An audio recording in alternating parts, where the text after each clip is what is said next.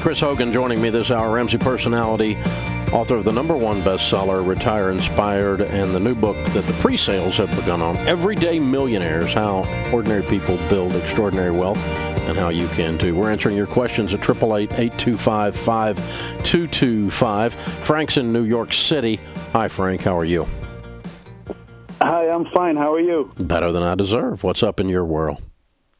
I just have a two-part question. One is about a car lease that ending. Another is about my overall process of trying to get debt-free. I think I had partly an income problem because I was partly living off of credit cards, using them to make ends meet.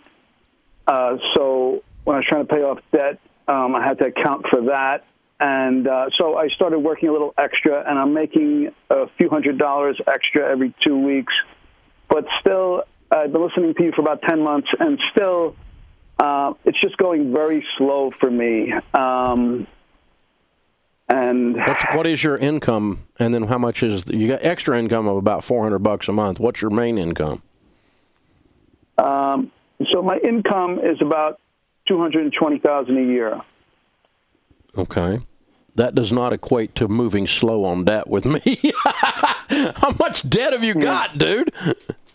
I have $166,000, and then I think you include. I have a second on my house. I think you include that. $166,000 on what? I have student loans of $96,000. Mm-hmm. I have credit cards of $56,000. Mm-hmm. I have some personal loans of $14,000. Okay. And you keep saying are you single? No, my wife and I. Okay. And your household income is $200,000 plus? Yeah, it's about $220,000. Okay. All right. So here's what's running through everyone that's listening's mind. Where is all this money going? Just have so many payments. I have like 25 or more credit cards, and then a loan for HVAC system. All these loans. So whatever. Well, let's play pretend for a second. Wait a minute, stop a second. Let's play pretend for a second. Not payments. Let's just say that you lived on $150,000 that would cover your lifestyle, your food, shelter, clothing, transportation, and utilities. Which is an awful lot to do that. So I'm being absurd. It should be less than that, even in New York City. Yes, I know what New York City costs. I'm there all the time. But let's just say that it took you $150. Then that would leave you $50 to throw at debt. And not counting interest, in 4 years, you would be debt-free.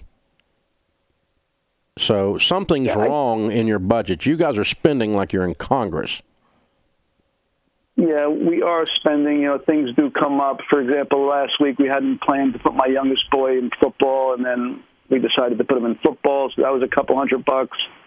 That is not your problem. $200 isn't your problem, man. It's $5,000 a month is your problem. Mm. You're spending $5,000 a month on stupid stuff. That's $60,000 a year. Chris, what are you seeing here? Frank, are you all still using the credit cards? Mm-hmm. Occasionally, yeah. Yeah. Is it you or your wife that's using them? Me. Okay. So you are the spender. Well, I'm not. I'm using it for bills, though. Yeah. No, you have to acknowledge it. You say, Frank, you're the spender. And so what you have to do is really have this mind shift. You're working way, way too hard for all these debts. That's why you're not feeling any progress. And so what has to happen, Dave hit on it. You got to look at your budget and you got to get mad. See, right now you're just irritated with debt. I want you to get mad at it and really cut back your lifestyle and say, this changes today, and watch what happens. But you've got to get together, you and your wife, on the same page, in agreement, 100%. Okay, dumb people don't make $220,000 a year. So you're not dumb. So if I hired you and I said, okay, Frank, here's your side job. I'm going to pay you $100,000 a year, and I want you to go into this family, and I want you to get them out of debt. And they make $200,000 a year, and they have $166,000 in debt. You would do a detailed written plan. You would cut their life to the bone, and you would clean up their mess very, very quickly, because that's the only way you're getting your $100,000 as a consultant. I'm not going to pay you if you don't get them out of debt. And so you're smart enough to do this. You know mechanically, tactically what to do. You spiritually and emotionally and relationally with your wife have got to commit to doing it. That's what Chris is talking about, the anger. And you got to reach a point where you're not saying, well, this is inconvenient. Instead, you're going, I've had it! I am not living like this anymore! That's when you change your life. And we've seen that, Chris, for years. We really have, Dave. And I'm talking about people that aren't making anywhere near this kind of income. No. I'm talking of the single mom that I remember sitting with that was making $30,000. I'm talking about, the single guy that had $48,000 in credit card debt, but he was making $70,000. And he didn't go to a restaurant. He ate ramen noodles and peanut butter. Matter of fact, he twitched when he saw peanut butter after he got out of debt. He ate it so much. I still twitch when I see tuna fish.